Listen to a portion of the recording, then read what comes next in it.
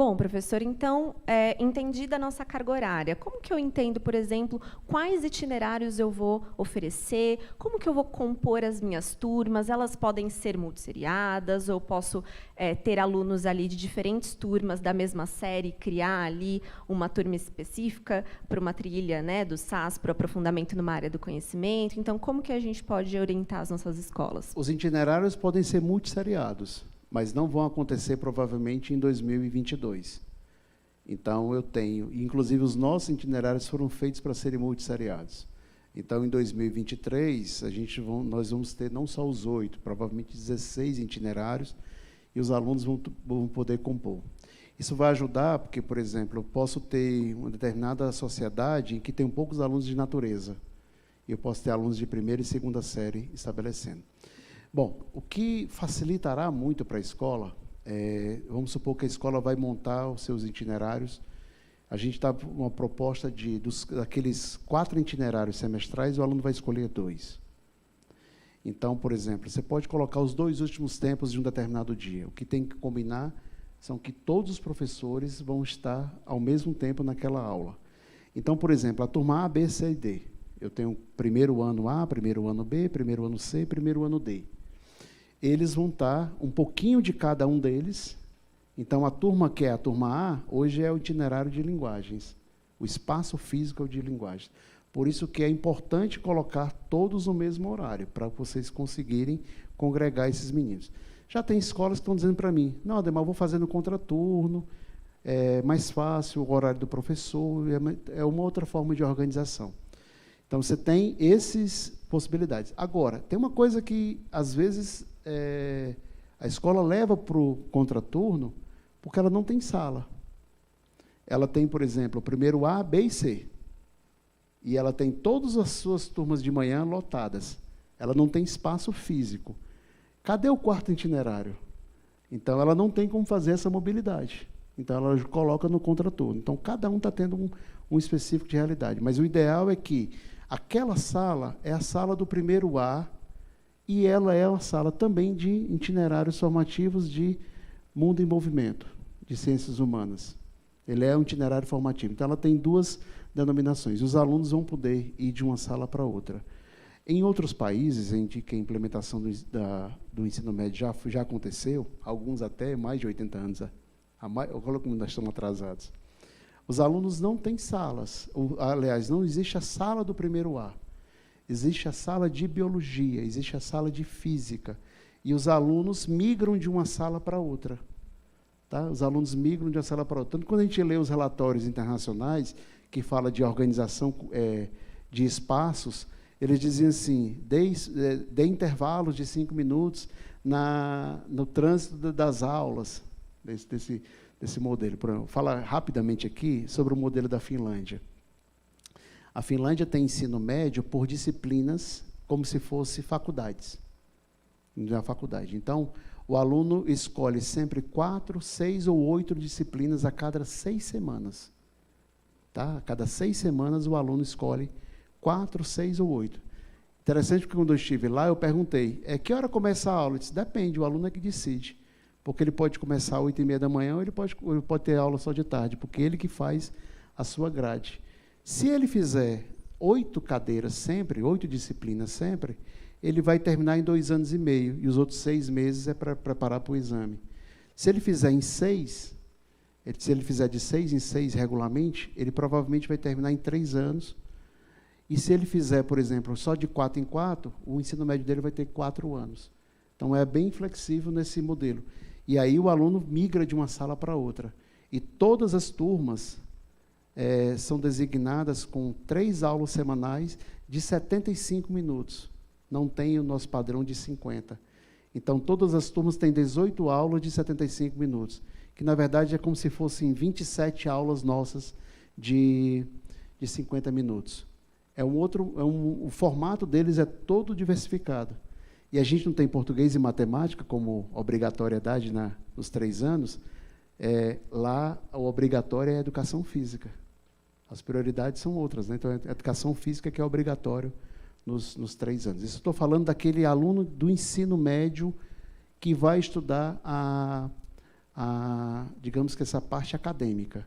E existe outro aluno que vai ser praticamente o aluno que vai aprender uma profissão. Ele vai para uma escola profissionalizante. Então, tem uma divisão clara. Não tem essa coisa no Brasil como o FGB ou como tem esse parâmetro aqui estabelecido de possibilidade de educação profissional. Então, os alunos são separados através das notas da escola. E eles vão para caminhos diferentes. Nesse modelo, quem vai para o ensino profissionalizante, obrigatoriamente é finlandês e sueco, que são as duas línguas mães, sueco também devido à proximidade deles e regionalização. A Finlândia só tem 100 anos de independência. Antes era um país russo, mas com influência sueca, enfim. Finlandês e sueco e matemática. Matemática e a língua mãe, ela é praticamente obrigatória em todos os currículos profissionalizantes do Brasil, do mundo.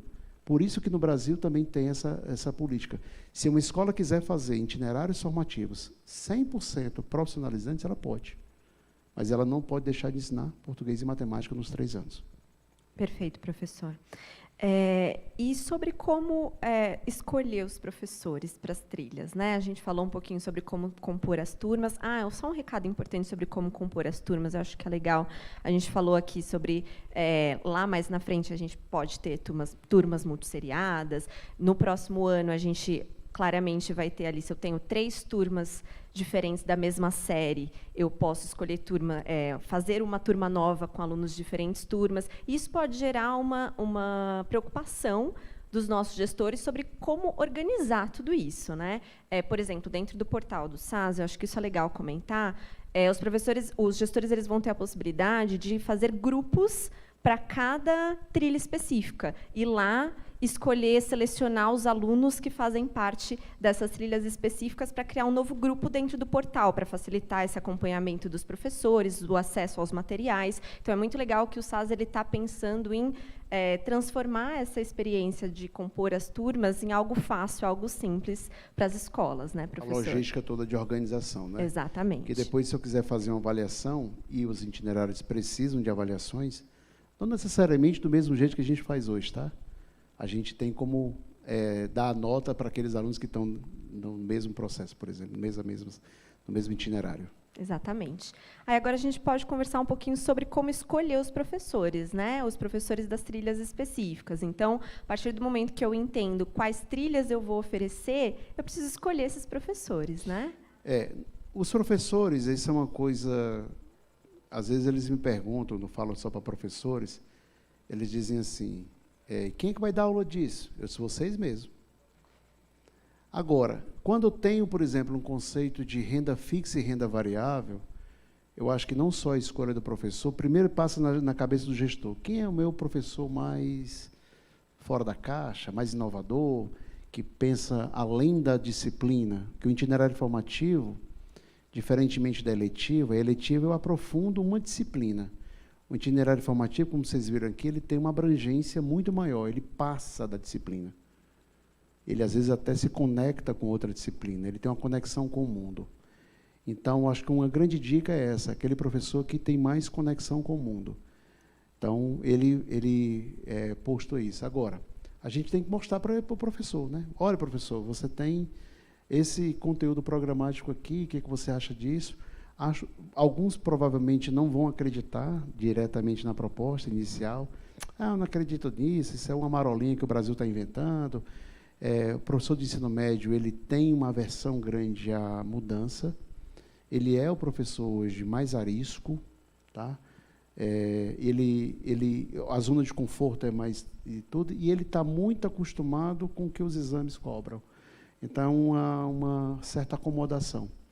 Então, provavelmente não vão ser todos aptos nesse primeiro momento, mas pode ter certeza que todo mundo, em pelo menos 4 ou 5 anos, vão entender qual é a proposta e vão virar a caixa. Mas nesse momento agora, eu acho que tem que ter um olhar quem é esse professor que consegue dialogar com o mundo, tá?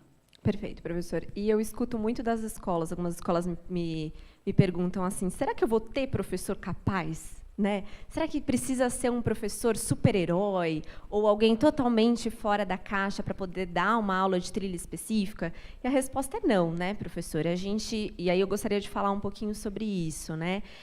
A escolha do professor é algo que é muito facilitada pelo programa das coleções, como a gente acabou de falar. Lá a gente consegue ver pela ementa qual professor que tem mais contato com aqueles temas que estão sendo trabalhados, mais afinidade com aqueles temas, mas ele não precisa ser um professor ter trabalhado com várias metodologias ativas ou ter conhecimento sobre diversas ferramentas digitais. Não, o que ele precisa, na verdade, além disso que a gente comentou sobre essa conexão com temas variados e conseguir fazer esse manejo entre diversas áreas, né, dentro ali do escopo da trilha, ele está aberto para aprender, né? Ele está aberto ao novo. Então, como eu já disse para vocês, o material do professor ele é praticamente um material formador. Ele traz muitas orientações e ele vai auxiliar o professor a trazer para esse momento das trilhas um mindset ali de mediação da aprendizagem, onde ele não é mais o protagonista,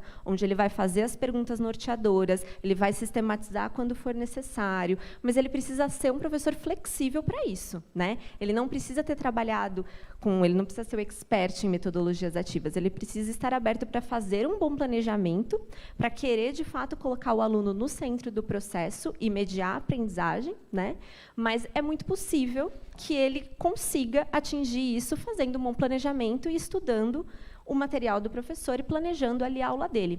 Então, eu acho que é um recado importante, porque a gente precisa desmistificar um pouco essa ideia de que o professor precisa ser um professor de outro mundo e que a gente não tem um professor adequado. A gente precisa, claro, prepará-lo, e a gente vai falar um pouquinho disso na nossa próxima etapa, sobre a formação do corpo docente, mas eles são, sim, capazes, né? Por meio ali de uma flexibilidade, abertura ao novo. Claro que são diferenciais, né, professor, que ele já esteja acostumado com aulas mais dialogadas, colocar o aluno no centro do processo, que ele esteja acostumado ali com ferramentas digitais, né, pelo menos as mais básicas, porque o material será um material digital, mas é possível, né, não é algo muito difícil, muito complexo, a gente precisa desmistificar um pouco essa ideia e fazê-los acreditar nisso também, né, professor?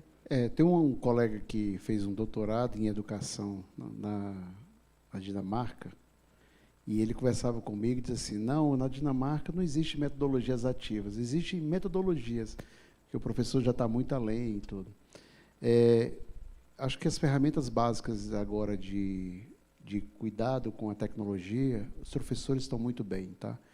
Porque todo mundo se reinventou nessa pandemia e, de alguma forma, isso ajudou bastante. Tem um colega que trabalha em 4 escolas, ele disse que cada escola tinha uma plataforma diferente. Coitado, né? Imagina a dificuldade que é. Ele disse assim, deu para aprender tudo. Eu sei, ele está craque agora nesses modelos. Mas a ideia é isso, o professor ele tem uma tendência, no próprio ensino médio, de ele ser um curador de múltiplos estímulos. Ele que vai, de alguma forma, entender, e como você falou muito bem, colocar o aluno no centro do processo. E vamos trabalhar muito, mão na massa, e fazer com que esses meninos trabalhem muito em colaboração. Perfeito. A gente tem hoje esse atributo que parece coisa... Cada vez mais as pessoas estão acreditando mais nas habilidades socioemocionais. Mas, hoje, as pessoas são demitidas dos seus empregos, não por falta de habilidades técnicas, mas sim por falta de habilidades socioemocionais. Perfeito. Pensamento crítico, trabalho em colaboração, e resiliência, abertura para o novo, uma série de outras coisas. Então, isso também é um modelo em que cabe a nós, num patamar de educadores, ajudar também essa nova sociedade. Perfeito. E, dito tudo isso, a gente precisa se preocupar muito com a preparação e com a formação do nosso corpo docente. Então, a partir de então, a gente vai falar da nossa